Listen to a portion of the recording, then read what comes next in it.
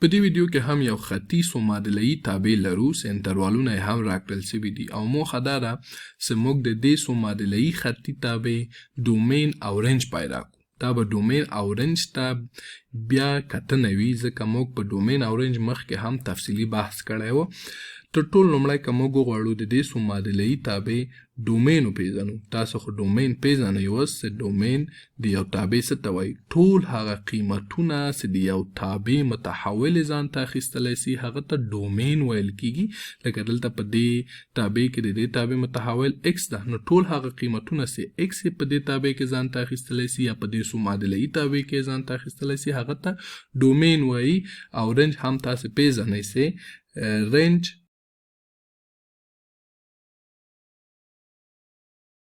ټول هغه قیمتونه یا هغه قیمت چې خپله تابع ځان ته اخلي، یعنې دلته که جي ایکس هر قیمت واخلي هغه د دې تابع رینج کېږي. اوس زه غواړم ډومین وپېژنم. د ده لپاره چې زه ډومین دلته ولیکلی سم، په دې انټروالونو کې تر ټولو کوچنی قیمت دلته دا قسمت ده، یعنې چې منفي شپږ باید چې کوچنی وي له ایکس نه، یا هم ایکس باید لوی وي له منفي شپږونه. نو دا داسې که په ریاضیکي بڼه ولیکم داسې لیکلی سم چې ایکس باید شامل وي په حقیقي عددونو کې داسې چې منفي شپږ کوچني وي له ایکس نه. او اوس باید په دې انټروالونو کې تر ټولو لوی قیمت پیدا کړم چې مثبت شپږ ده، یعنې چې دا قسمت چې ایکس باید کوچنی وي له او یا هم مساوي وي له مثبت شپږونه. ایکس باید کوچنی وي او یا هم مساوي وي له مثبت شپږونه. نو دا ست یا هم دا قوس بیرته تړم. دا د دې څو معادله‌یي خطي تابع ډومین سو. اوس راځئ چې په رینج بحث وکړو. مخکې ما وویلې هغه قیمت چې خپله تابع ځان ته اخلي، مثلا دلته هر هغه قیمت چې د جي ایکس ځان ته واخلي هغه د دې تابع رینج کېږي. مثلا که د انټروال په نظر یې زه ونیسم، دلته د ایکس پر ځای جي ایکس ځای پر ځای کم جي ایکس، قیمتونه یې باید د کومو قیمتونو په منځ کې په دې انټروال کې همداسې په دې انټروال کې د جي ایکس قیمتونه باید د کومو قیمتونو ترمنځ وي او همداسې په دې تابع کې او یا هم په دې انټروال کې د جي ایکس قیمتونه د کومو دوو قیمتونو په منځ کې وي. دا علامې به بیا سره جوړې کړو چې کومې مساوي ورسره راځي او کومې هم همداسې یوازې راځي. اوس د ده لپاره موږ باید دلته د دې انټروالو تر ټولو کوچنی او تر ټولو لوی قیمت په دې تابعګانو کې ځای پر ځای کړو. مثلا دلته منفي شپږ باید په دې تابع کې ځای پر ځای کړو. منفي شپږ او مثبت اوه، منفي شپږ او مثبت اوه کېږي یو. نو د دې تابع د رینج تر ټولو کوچنی قیمت مثبت یو کېږي. او همداسې که دلته منفي درې ځای پر ځای کړو، منفي درې مثبت اوه، منفي درې او مثبت اوه کېږي څلور. دلته دا علامه ځان سره مساوي هم لري، نو دلته دا مساوي هم ورکو.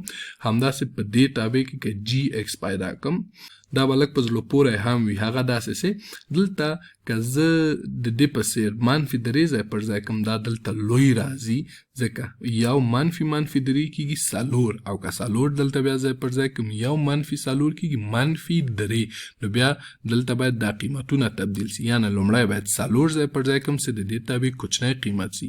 یعنې په دې انټروال کې د ایکس لپاره لوی قیمت د جي ایکس لپاره کوچنی قیمت کېږي یو منفي څلور. یو منفي څلور څو کېږي؟ یو منفي څلور کېږي منفي درې. او اوس باید منفي درې ځای پر ځای کړم، یو منفي درې کېږي څو؟ یو منفي درې کېږي څلور. اوس راځم دې انټروال کې یا هم دې تابع کې د جي ایکس قیمت باید پیدا کړم. دلته لومړی که څلور ځای پر ځای کړم، دوه څلوره اته، اته منفي یولس کېږي منفي درې، نو دا کېږي منفي درې. او که شپږ ځای پر ځای کړم، دوه شپږه دولس، دولس نه یولس لاړ شي دا هم یو. دا بیرته پاکوم ځکه لږ لاندې راغی، باید په ترتیب ولیکم. منفي درې او دا څو کېده؟ دا هم یو کېده که نه. دوه ضرب شپږ کېږي دولس، دولس نه یولس لاړ شي دا هم یو. نو دلته د جي ایکس قیمتونه هم پیدا سول. دلته هم دا دواړه علامې مساویګانې لري، دلته ورکوم. دلته کومه مساوي نه لري، دا هم همداسې پاتې کیږي. اوس دلته د جی ایکس لپاره تر ټولو کوچنی قیمت یو ده او تر ټولو لوی قیمت هم 4 ده. نو دا داسې لیکلی سم چې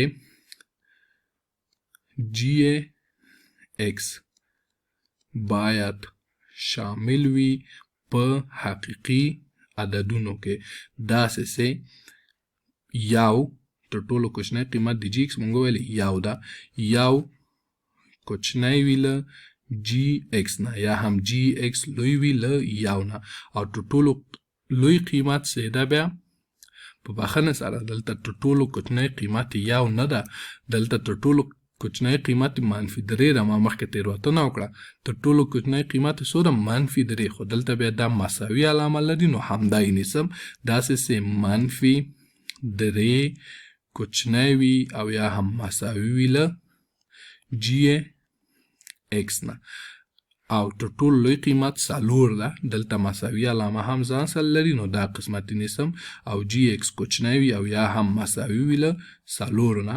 دا ست د قیمتونو بیرته تړم یا هم دا قوس بیرته تړم. نو دا د دې تابع یا د دې څو معادله‌یي تابع رنج شو. دا همداسې هم لیکلی سم چې دا یو نمونه‌یي ډول تاسو ته دلته لیکم چې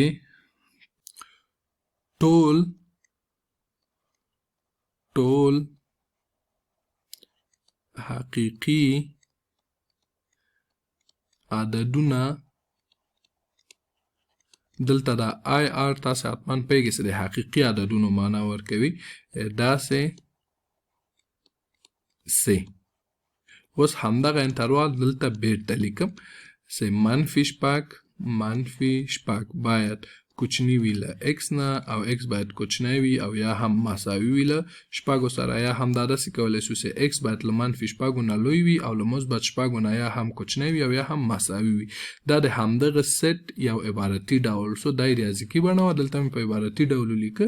د رینج ته یې هم لیکلی شو، مشکل نه لري خو ډېر اړین نه ده ځکه دا مې د لپاره ولیکه ستاسې د دغه ریاضیکي بڼې مفهوم سم واخیستلی شئ.